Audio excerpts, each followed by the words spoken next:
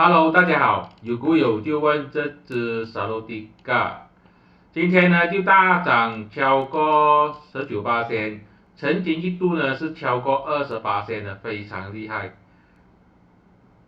主要原因呢，就是因为它正在跟这个美国的苹果打官司啊，他呢就告这个美国的苹果呢就侵犯了他的这个 copyright 呀，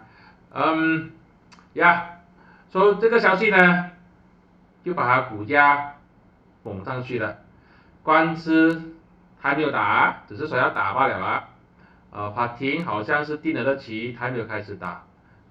他赢的话呢，肯定也是有好处的，输的话呢就不知道。无论如何，我们来看一下图，它的这个主力线，也就是套牢盘，就是在这边。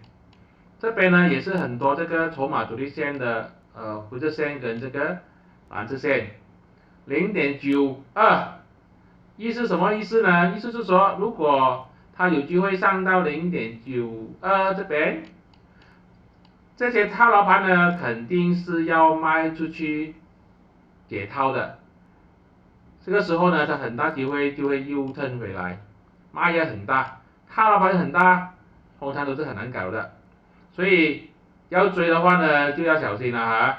尤其是你看到它现在收盘价是0.72，指示线也是0.72，成交量是很多，很多人已经是追进去了啊。你看到没吗？长上影线已经有人杀到手了，再加上这边有套牢盘在挡路，这个时候去追的话，风险是非常高的。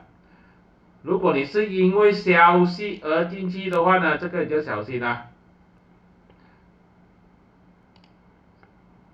如果你有兴趣使用这个筹码主力线来帮你判断这个买卖点，而且又打算加入我的 WhatsApp 的 BB 小组，这样呢你就有机会了。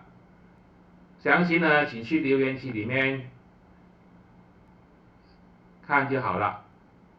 谢谢大家。